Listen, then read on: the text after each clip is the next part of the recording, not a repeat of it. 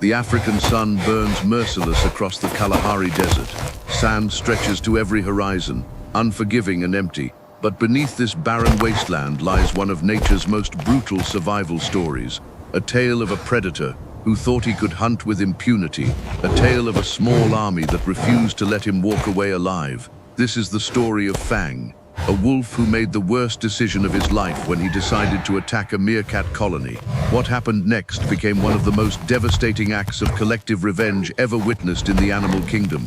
For days, 200 meerkats hunted one wolf across open desert. They did not show mercy. They did not give him a chance to escape. They came for him with the fury of a family that had lost everything. But before we witness the brutal end waiting for Fang in the darkness, we need to go back to where it all began. We need to understand what drives a predator to commit such a terrible act. We need to understand the colony he was about to destroy. The meerkat colony of the Western Kalahari was not like other groups. It was large, stronger than average, with over 200 members spanning 4 generations. At the center of this kingdom stood Zara, the matriarch. She was old by meerkat standards, nearly 8 years old, her face scarred from countless battles protecting her family. Her gray-streaked fur told stories of droughts survived, rivals defeated, and cubs successfully raised through impossible conditions. Zara's daughter, Ella, was next in line. At 4 years old, Ella carried the same fierce protectiveness that defined her mother. She had given birth to 12 pups just 3 weeks earlier. Those babies represented the future of the colony. They were tiny, helpless bundles of fur kept safe in underground burrows, while the adults hunted and guarded the perimeter. Every adult meerkat in the colony had a responsibility to protect them. That was the sacred law of meerkat life. The colony operated like a perfectly organized army. Sentries posted themselves on high ground at dawn, watching for danger while others hunted. When a threat appeared, they communicated through a system of calls that would make any military strategist jealous. An eagle approaching from the north received a different alarm than a jackal approaching from the east. Every meerkat understood the language. Every meerkat knew their role. Life in the Kalahari demanded perfection. One mistake meant death. One moment of carelessness could wipe out an entire family. The meerkats had survived for thousands of years by being absolutely ruthless about following their protocols. There were no second chances, there was no room for error, and they had never encountered a predator quite like Fang. Fang had wandered into the Kalahari from the north, a massive grey wolf who had been driven from his own pack for his excessive aggression. He was large, nearly 100 pounds of muscle and hunger. His face bore the scars of countless battles with his own kind. But there was something different about Fang, something broken inside him. The other wolves had rejected him because he was unpredictable, violent beyond what even wolf society could tolerate. A normal predator hunts for survival. Fang hunted for something darker. He hunted because violence was the only language he understood. He hunted because killing made him feel alive. For weeks he had roamed the edges of the meerkat territory, studying them, learning their patterns, waiting for his moment. The morning started like any other. Zara emerged from the burrow at first light, her nose testing the air for danger. The other adults stretched and groomed each other, their tiny black eyes scanning the horizon for threats. The sentinel meerkats took their positions on the rocks, standing upright on their back legs, their tails providing perfect balance as they turned in slow circles, watching every direction simultaneously. Below ground, in the safety of the burrows, 12 newborn pups slept in a nest of dry grass. Ella lay beside them, her body curved protectively around the tiny bodies. She would not leave them unguarded. That was the most important rule. The mother never left the cubs unprotected during these first vulnerable weeks. At around 9 in the morning, the colony split up as usual. Most of the adults headed out into the desert to hunt scorpions and insects. This was their bread and butter, dangerous work that required focus and speed. A meerkat had to find enough food to survive in a landscape where prey was scarce and scattered. The hunting groups ventured further than they normally did, drawn by a concentration of beetles near an ancient dried riverbed almost a quarter-mile from the main burrow. This was the moment Fang had been waiting for. The wolf emerged from behind a sand dune, like a nightmare taking physical form, his body low, his movements silent despite his massive size. He had been watching from a distance for nearly 3 weeks, memorizing the colony's routines, learning when they hunted and where they went. He knew exactly when the burrow would be less protected. He knew exactly where the mothers stayed with the young. The sentries saw him first. A young meerkat named Spike stood on his rock, his body rigid with alarm. The call he released was high-pitched and sharp, a sound that meant one thing: predator, predator on the ground, predator moving toward the burrow. But it was too late. Fang was already moving, his massive body sprinting across the sand with terrifying speed. The remaining meerkats near the burrow scrambled to organize a defense, but there were only 6 of them, and they faced something they had never encountered before. Meerkat defensive tactics are designed for jackals and snakes and small predators. They work because meerkats are fast, agile, and can coordinate complex attacks on smaller enemies. But Fang was not a small enemy. He was a monster, and he came with the single-minded focus of a creature that had hunted meerkats for the past 2 weeks without resistance. The 6 meerkats tried to organize. They formed a loose group, their bodies tensed, ready to attack the wolf's face and eyes. But Fang did something that violated every rule of predator behavior. Instead of trying to grab a single meerkat and escape, he charged directly at the burrow entrance. One of the defending meerkats, a male named Dash, actually managed to land a bite on the wolf's nose.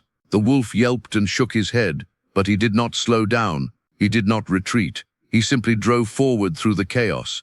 When Fang plunged into the burrow entrance, the meerkats realized with horror what was happening. This was not a hunting run. This was not a typical predator attack. This was something else entirely. This was an execution. Ella heard the commotion and moved deeper into the burrow, gathering the pups against her body. The tunnel was narrow, cramped, perfect for a meerkat, but still passable for a determined wolf. She could hear Fang's heavy breathing, could hear the sounds of struggling above her. The burrow was not as safe as everyone believed. A large enough predator could fit inside. A determined enough predator could reach the nursery chamber. Fang forced his body deeper, his massive shoulders scraping against the tunnel walls. The meerkats above tried to block him, but they could not stop him. One by one they were forced to retreat or be crushed. The wolf had violated the most sacred sanctuary in the entire colony. He had breached the inner sanctum where the babies slept.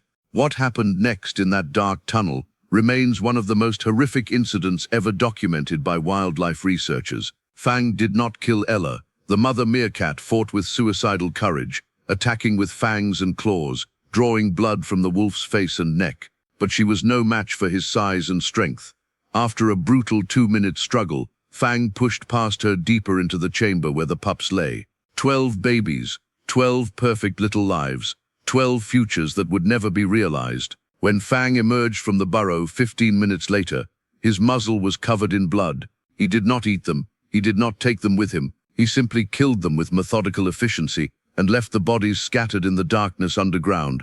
Ella crawled out behind him, mortally wounded, her body broken. She made it only a few hundred feet before she collapsed on the sand.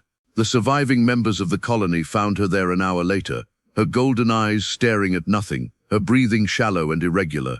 She died as the sun reached its peak, surrounded by her sisters and brothers, her tiny paws still twitching with phantom movements. When Zara heard the call from the main burrow, she was hunting with the distant group. The message was clear and absolute. The colony was under attack. All hunters needed to return immediately. She dropped the scorpion she had been eating and ran. Behind her, 30 other meerkats abandoned their hunt and followed. They moved as one fluid organism, their small legs pumping frantically across the sand, but they were too far away.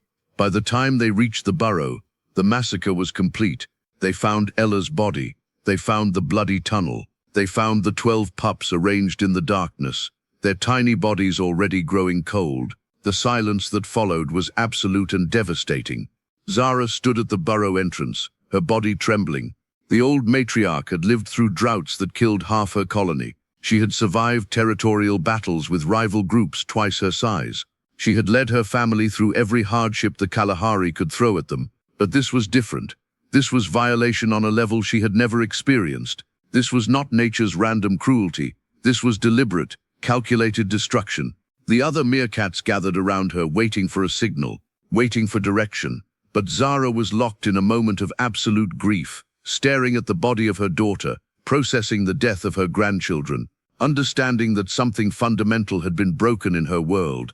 The colony had been attacked, the inner sanctum had been violated, the babies had been slaughtered, and the predator had walked away alive. One of the older males, a scarred warrior named Rock, who had been with Zara for nearly a decade, approached her slowly. He made a series of soft chirps, a language beyond human understanding, but his meaning was clear. What do we do? Who leads us now? How do we respond to this? Zara lifted her head. Her eyes, which moments before had been filled with grief, now burned with something else, something primal and ancient, something that dwelled deep in the genetic memory of prey animals who had survived for millennia through cunning and collective action. She released a call that was not alarm and not mourning. It was something else entirely. It was a call to war. The Meerkats understood, every single one of them. The colony that had been fractured, the family that had been devastated, would now become something harder, something more dangerous, something that would hunt the hunter. Within hours, the story of what Fang had done spread through the colony. Every Meerkat knew about the 12 pups. Every Meerkat had seen Ella's body. Every Meerkat understood that the wolf had committed an act of such extreme violence that it demanded an equally extreme response. The grief that might have paralyzed another group instead transformed into focused, cold fury. Zara organized her colony with military precision. She did not cry for the dead. There would be time for that later. Right now there was hunting to be done.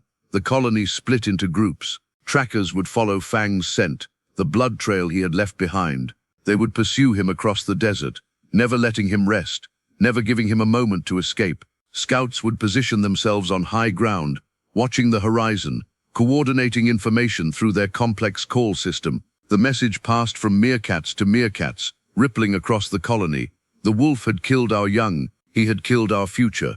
He would pay with his life. 200 Meerkats began to hunt. Fang had no idea what was coming for him. He believed his attack on the colony had been successful. He had fed on Meerkat flesh, proving to himself once again that he was a supreme predator, that nothing could challenge him. He wandered away from the burrow area, his belly full, his mind satisfied with the violence he had committed. He did not understand that he had just awakened something ancient and terrible. He did not comprehend that 200 small creatures were about to transform themselves into the most relentless predators the Kalahari had ever seen. The trackers caught up with him by midday. They found his blood trail where he had cut himself on sharp rocks, spotted the place where he had rested, identified the direction he was moving. A group of 20 Meerkats, led by Rock, moved along his path with single-minded focus. They were small, but they were smart. They understood that they could not kill him through direct combat, but they could wear him down. They could deny him rest. They could follow him until exhaustion and stress took their toll. When Fang spotted the first group of Meerkats pursuing him across the open desert, he did something foolish. He turned to attack. The wolf believed his size and strength would be enough to scatter the pursuit. He had not yet understood that these were not ordinary Meerkats defending their home. These were Meerkats with nothing left to lose. These were Meerkats driven by something stronger than fear or survival instinct. These were Meerkats driven by rage. The group dispersed as Fang charged, their small bodies scattering across the sand in a practiced pattern they had perfected in the hours since learning of the massacre. 5 of the Meerkats ran directly at the wolf's face, their tiny teeth and claws aimed at his eyes and nose. The others circled behind him, attacking his rear legs, his tail, anything they could reach. Fang swatted at them with paws that could crush them instantly, but they were faster. They moved like water, like shadows, like creatures that had been practicing this exact maneuver their entire lives. One Meerkat actually bit the inside of Fang's ear, drawing blood. Another managed to rake his claws across the wolf's already injured shoulder. They did not do serious damage, not yet, but they did cause pain. More importantly, they caused exhaustion. Fang had to exert tremendous energy to maintain defensive posture against 20 tiny creatures attacking from every direction simultaneously.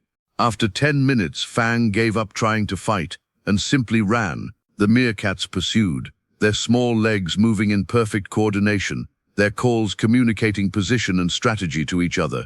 The wolf tried to escape into rough terrain, hoping to find shelter or to lose them in complex landscape. But the Meerkats were adapted to the Kalahari. They moved through rocks and sand dunes like they were running through their own home, because it was.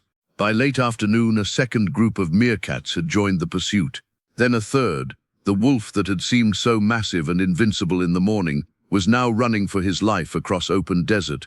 Behind him, a growing wave of small golden creatures relentlessly pursued. They did not tire. They did not stop. They communicated constantly through complex vocalizations that no single predator could fully comprehend. Fang tried to find water, hoping that drinking would somehow restore his strength and allow him to make a final stand. But the Meerkats had anticipated this. They had positioned sentries at every waterhole within miles of the colony. When Fang approached the first water source, he found Meerkats waiting, not a small group, 40 Meerkats, organized and ready. The wolf tried to drink anyway. He had to drink. He was dying of thirst under the brutal Kalahari sun. But the Meerkats would not let him rest for even a moment. They attacked in waves, a rotating assault of fresh warriors replacing those who had tired. Fang did manage to drink, but only for seconds before he was forced to run again. Night fell over the Kalahari, and Fang believed he might finally have a chance to escape. He did not understand that the Meerkats could see in the darkness as well as he could. He did not understand that night was actually the most dangerous time, when the group could coordinate attacks with even more precision. He did not understand that he was about to experience something far beyond normal predator-prey interaction. He was about to experience vengeance. As the sun disappeared, Fang tried to find shelter in a cluster of rocks. He managed to wedge himself into a narrow crevice, a space where the Meerkats could not physically reach him. He thought he had finally found safety. His body screamed with exhaustion. His muscles burned. His wounds, though not individually serious, had accumulated into something painful and weakening. He closed his eyes, hoping that the Meerkats would give up during the night. They did not. The Meerkats surrounded the rock formation and settled in for what they knew would be a long siege. Zara had issued the order. The wolf does not sleep. The wolf does not rest. The wolf does not drink unless surrounded. Slowly, methodically, the colony would drain his strength until resistance became impossible. Some of the Meerkats sat vigil while others rotated out to hunt and eat, maintaining their own energy for the days ahead. They sang to each other through the night, their calls communicating position and strategy, keeping Fang awake with constant noise. In the darkness, the wolf was no longer the superior predator. He was a creature trapped by an enemy that could not be killed, could not be intimidated, would never surrender. His breathing became heavy with panic. His mind began to fracture under the stress of 24 hours of relentless pursuit.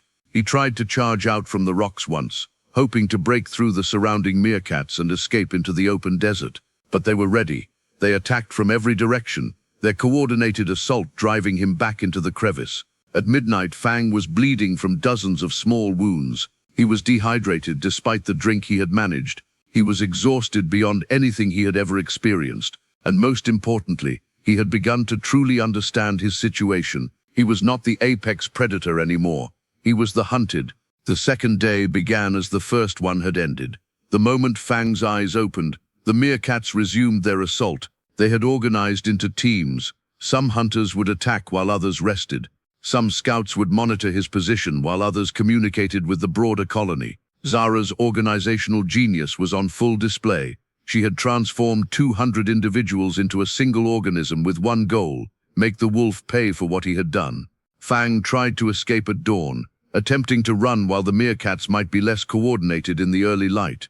But the group had only grown larger. More and more Meerkats had answered the call. Nearly 100 of them now surrounded him, a living wall of vengeance. The pursuit that had seemed frantic and chaotic on the first day had evolved into something terrifyingly organized. The wolf changed his strategy. Instead of trying to escape through direct confrontation, he began running toward water again. He knew that only by finding a river or waterhole where he could stand and fight effectively could he possibly survive. But the Meerkats anticipated this too. They had runners who moved ahead, cutting off his path to water, forcing him toward the most desolate areas of the desert. They were literally driving him to death. By the afternoon of the second day, Fang had covered nearly 30 miles. His body was pushed beyond any reasonable limit. Even predators have breaking points, and he was approaching the small wounds covering his body had become infected from constant movement and the inability to clean them. His paws were bleeding from running across sharp rocks. His breathing had become labored. He was beginning to move with the desperation of a creature that understood it was going to die. That night, Fang collapsed. He simply could not run anymore. His body refused. He lay on the sand, his sides heaving, his eyes glazed with shock and exhaustion. The Meerkats surrounded him in a circle, sitting quietly, waiting. They did not attack the helpless predator. They did not need to. They simply waited and watched as his body slowly gave up. Some would say what happened next was mercy. Others would call it barbaric. The distinction, perhaps, does not matter when discussing the cold reality of nature. The meerkats had one final goal. The wolf had killed their young. The wolf had killed one of their own, and the wolf would not be allowed to escape any form of justice, no matter how small or insignificant the animal seemed. As Fang struggled to rise, the meerkats moved, not with the chaotic energy of the previous day, but with cold, methodical precision. There was no hesitation, there was no mercy, there was only the final accounting, the final balance being restored. 200 meerkats moved as one, and the wolf that had thought himself unstoppable understood at last that he had made the worst decision of his existence. The predator became the prey, the killer became the killed, and the tiny creatures that most animals would dismiss as insignificant proved that they were anything but. They proved that numbers matter. They proved that organization matters. They proved that love for family and rage at violation could transform even the smallest creatures into something unstoppable. When it was over, when the last breath left Fang's body, the meerkats did not celebrate. They did not dance or sing. Zara approached the corpse of the wolf and stood over it in silence. Around her, the surviving members of the colony gathered, their small bodies covered in injuries, their minds exhausted from the 3-day hunt. They had paid a price for their vengeance. 17 meerkats had been killed in the pursuit. Many others carried wounds that would scar them for life. But the wolf was dead. The violation had been answered. The colony had responded to an attack on its most vulnerable members by unleashing a coordinated fury that no single predator could withstand. In the days that followed, the colony attempted to recover. The burial chambers were emptied of the 12 small bodies. They were placed in a special tomb, a place where the colony could mourn and remember. Ella was buried beside her babies, her death a final chapter in the tragedy that had begun 3 days before. Zara performed the burial ceremony herself, her old body moving with the weight of leadership and grief. But something had fundamentally changed in the colony. They had learned that they were capable of more than mere survival. They had learned that united, organized, and driven by purpose, they could challenge even the largest predators. The story of what they did spread through the desert, carried on the wind by birds and other animals. Other predators began to avoid the Western Kalahari colony, understanding instinctively that these meerkats were different. These meerkats would fight back. Over the following months, Zara slowly transformed her colony into something harder, more defensive, more aggressive. The trauma had shaped them. The loss had strengthened them. They trained the new generation of pups with lessons learned through blood and fire.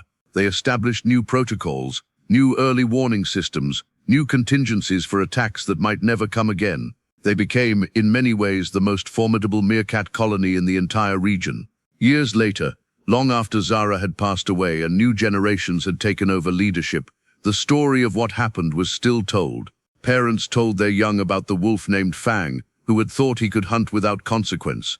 They told stories about how 200 meerkats had transformed their grief into something that changed the balance of power in the entire desert.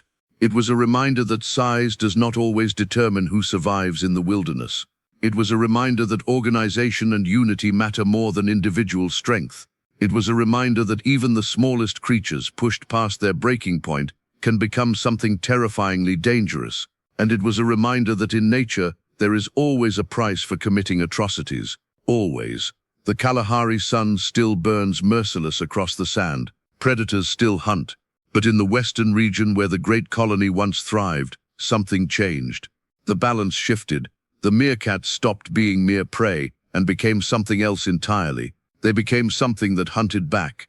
And that, perhaps, is the most important lesson of all. So tell me, what do you think would have happened if the colony had been smaller? If Zara had not been such a powerful leader? If the meerkats had decided to simply mourn instead of pursue? Drop your thoughts in the comments below. I read every single one and would love to know what you think about this incredible story of collective revenge. And if you felt your heart racing while watching 200 meerkats hunt down the predator that killed their young, you're not alone.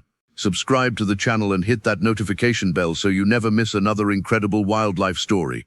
These are the moments that remind us why nature is both beautiful and brutal, why family is everything, and why even the smallest creatures deserve our respect. Because in the Kalahari, as in life, those who underestimate the power of unity do so at their own peril.